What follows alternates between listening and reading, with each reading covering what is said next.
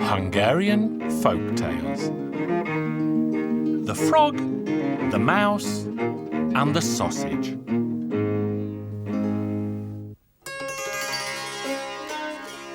A long time ago, far, far away, there lived a little frog. And the frog met a mouse and a sausage. All three began to talk, and they decided to become best friends for life.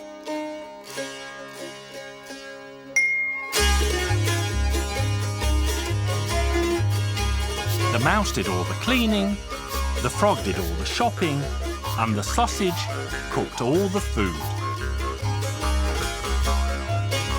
And the three friends lived like this for a month and a day.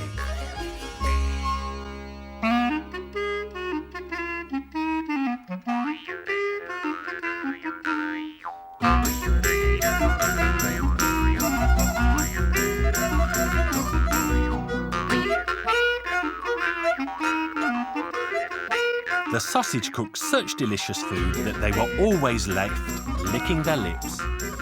And no matter how much they ate, it was never enough because the food was so delicious.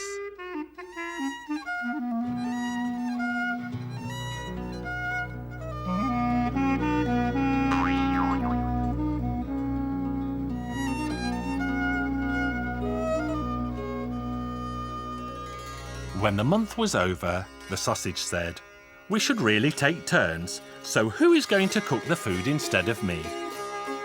"Why not the frog?" they said. So then they made the frog their cook.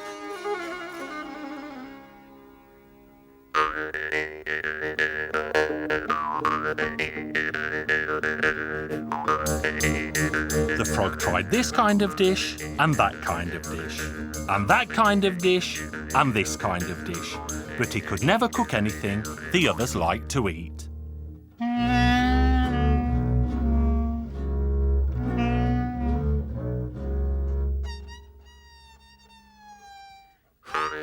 He carried on cooking for a couple of days, but then they asked him to stop. "You are a very bad cook, Frog," they told him. The frog felt very ashamed. "Well then, croak, who will do the cooking now?" So the sausage said, "We'll make it the mouse's job." So the mouse became the cook. And it cooked for a couple of days, but it cooked so badly that it asked the sausage, "Why don't you cook instead of us?" "Yes, croak, why don't you cook instead?" the frog asked. But the sausage could only say, "I had my turn of cooking, and if you don't want to cook, then we'll have to break this friendship up."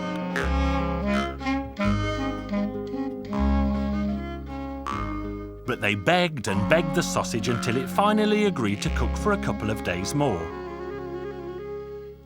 The frog thought it could learn to cook by watching the sausage.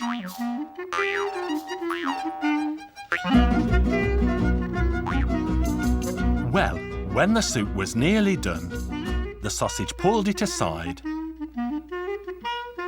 And when it thought nobody was looking, it jumped into the soup.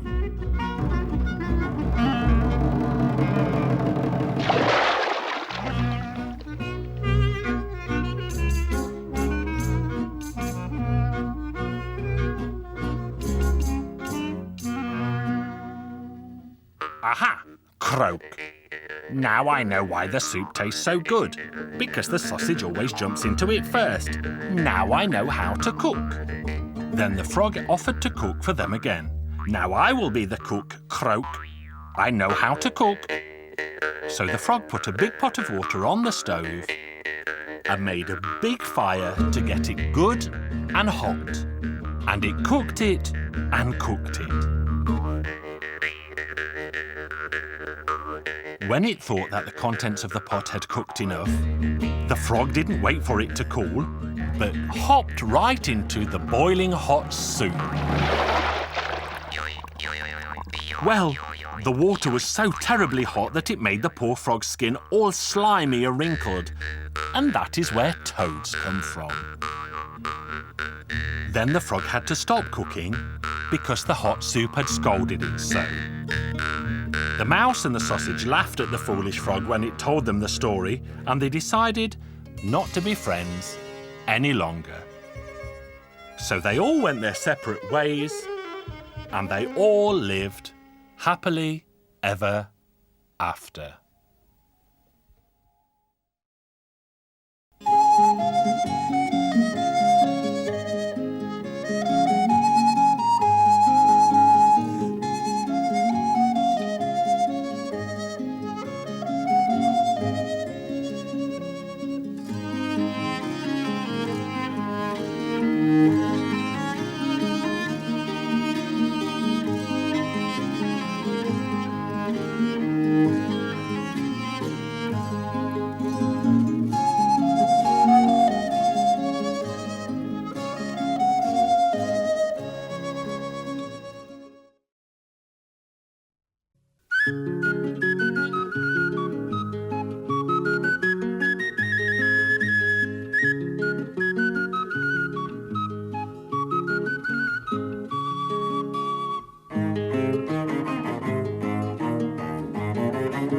Hungarian Folk Tales.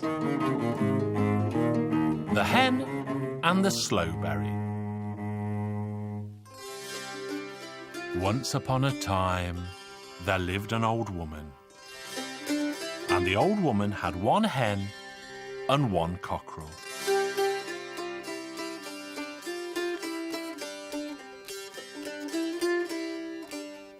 One day the hen was pecking in the bushes when she found a single slowberry. The hen tried hard to swallow the slowberry, but it stuck in her throat. The hen rushed to the cockerel and asked him to fetch her some water because she was sure she would soon choke on the slowberry. So the cockerel ran to the well and said, "Well, give me some water. I'll take the water to the hen because she's sure she will choke on the slowberry." The well said, "I will give you some water if you fetch me a green branch." So the cockerel ran to the tree and said, "Tree, give me a green branch. I'll take the branch to the well will give me water. I'll take the water to the hen because she's sure she will soon choke on the slowberry." The tree said, "I will give you a green branch if you bring me a wreath." So the cockerel ran to the wreath maker and said, "Wreath maker, give me a wreath. I'll take the wreath to the tree will give me a green branch. I'll take the branch to the well will give me water. I'll take the water to the hen because she's sure she will choke on the slowberry." The wreath maker said, "I will give you a wreath if you bring me a pair of shoes." So the cockerel went to the cobbler and said, "Cobbler, give me a pair of shoes. I'll take the shoes to the wreath maker will give me a wreath. I'll take the wreath to the tree will give me a branch. I'll take the branch to the well will give me water. I'll take the water to the hen because she's sure she will choke on the slowberry. I'll give you a pair of shoes if you bring me some glue." So the cockerel ran to the cat and said, "Cat, give me some glue. Then I'll take the glue to the cobbler will give me a pair of shoes. I'll take the shoes to the wreath maker will give me a wreath. I'll take the wreath to the tree will give me a branch. I'll take the branch to the well will give me water. I'll take the water to the hen because she's sure she will choke on the slowberry." The cat said, "I will give you glue if you bring me some milk." So the cockerel ran to the cow and said, "Cow, give me some milk. Then I'll take the milk to the cat will give me some glue. I'll take the glue to the cobbler will give me a pair of shoes. I'll take the shoes to the wreath maker will give me a wreath. I'll take the wreath to the tree will give me a branch. I'll take the branch to the well will give me water. And I'll take the water to the hen because she's sure she will choke on the slowberry." The cow said, "I will give you some milk if you bring me some hay." So the cockerel ran to the reaper and said, "Reaper, give me some hay." I'll take the hay to the cow will give me the milk. I'll take the milk to the cat will give me some glue. I'll take the glue to the cobbler will give me a pair of shoes. I'll take the shoes to the wreath maker will give me a wreath. I'll take the wreath to the tree will give me a branch. I'll take the branch to the well will give me water. I'll take the water to the hen, because she's sure she will choke on the slowberry. The reaper said, I will give you some hay if you bring me some bread. So the cockerel ran to the farmer's wife and said, Farmer's wife, give me some bread. I'll take the bread to the reaper will give me some hay. I'll take the hay to the cow will give me milk. I'll take the milk to the cat will give me glue. I'll take the glue to the cobbler will give me shoes. I'll take the shoes to the wreath maker will give me a wreath. I'll take the wreath to the tree will give me a branch. I'll take the branch to the well, and the well will give me water. I'll take the water to the hen, because she's sure she will choke on the slowberry. The farmer's wife said, I will give you some bread if you bring me some firewood. So the cockerel ran to the forest, collected some firewood, and took it to the farmer's wife. Then the farmer's wife gave him some bread, and he took the bread to the reaper. The reaper gave him some hay, and he took the hay to the cow. The cow gave him some milk, and he took the milk to the cat. The cat gave him some glue, and he took the glue to the cobbler. The cobbler gave him a pair of shoes, and he took the shoes to the wreath maker.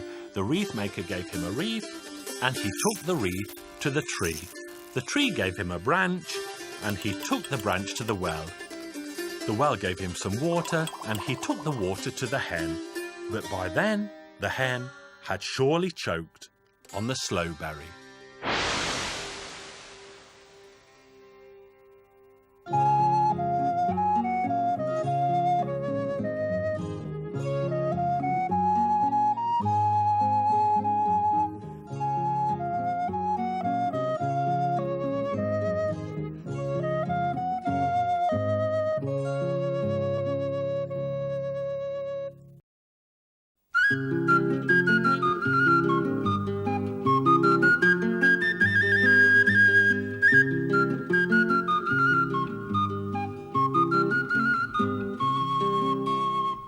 Hungarian Folk Tales.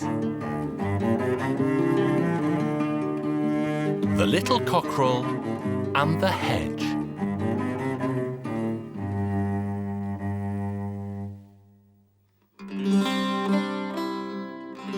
Once upon a time, a little cockerel went out under the hedge to scratch around. He scratched and scratched around until the hedge was uprooted. Along came a magpie and asked the uprooted hedge, Now what's the matter with you, hedge? Only yesterday you were standing here all healthy and strong. Dear me, brother magpie, replied the hedge. The little cockerel came out to scratch around under me, and now I'm uprooted. Well then, I'll pull out my fine tail, said the magpie, and he pulled out his own tail feathers just like that. Off he flew to a walnut tree. The walnut tree was astonished at how scruffy the magpie looked. So the walnut tree asked, What's happened to you, brother magpie? Only yesterday you had a fine tail, and now you are all scruffy. Dear me, brother tree, answered the magpie. The little cockerel went out to scratch around under the hedge. The hedge was uprooted, and I pulled out my fine tail. Well then, I'll clip off my fine twigs, said the walnut tree, and he clipped off his twigs just like that. Around noon came a deer to rest under the walnut tree out of the great heat. She could see that the walnut tree was now completely bald. What happened to you, walnut tree? Only yesterday you were green and flourishing.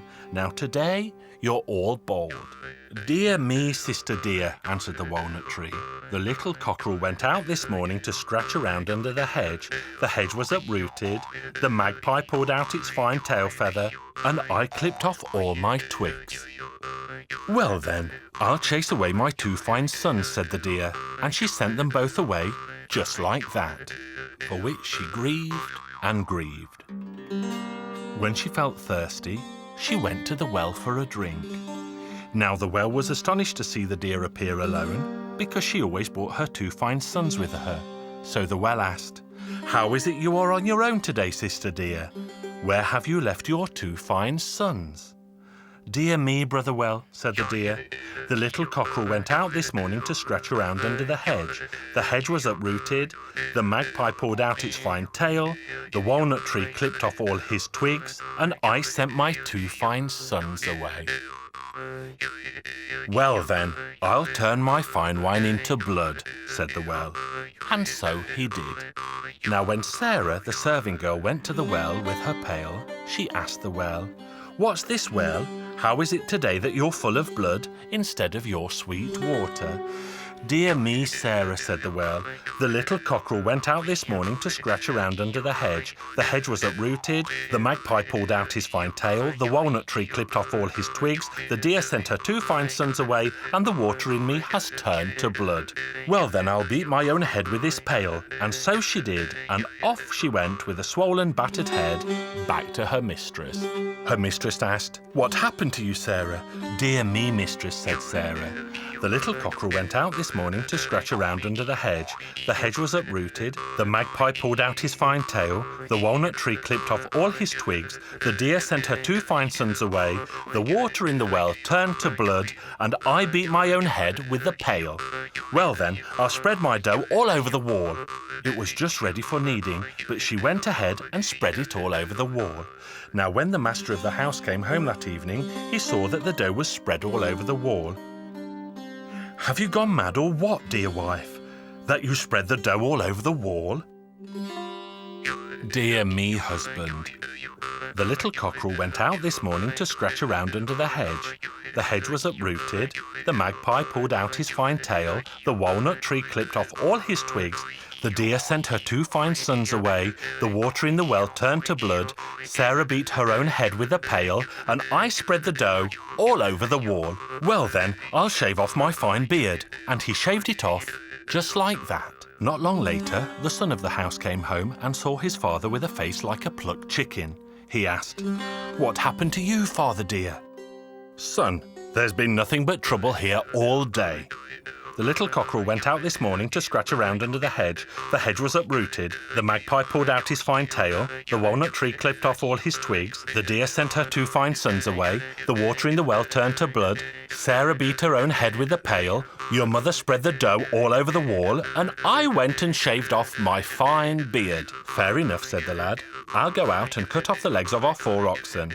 With that, he picked up his axe, went to the byre, and straight away cut off a foreleg of one of the oxen. He was just about to take the axe to another when a soldier just happened to arrive and cried to him, "Have you lost your mind, my lad? What are you doing to that ox?" "Dear me, soldier, sir. The little cockerel went out this morning to scratch around under the hedge. The hedge was uprooted, the magpie pulled out his fine tail, the walnut tree clipped off all his twigs, the deer sent her 2 fine sons away, the water in the well turned to blood, Sarah beat her own head with a pail, my mother spread the dough all over the wall, my father shaved off his fine beard completely, and now I'm cutting off the legs of our 4 oxen." "Only when the moon turns green," shouted the soldier, and gave the lad such a beating with the flat of his sword that it was all he could do to stagger back into the house. The soldier drove the oxen off to the fair and sold them. With his time served as a soldier, he was free to marry, and from the oxen prize he threw a great feast of a wedding, and they all lived happily ever after.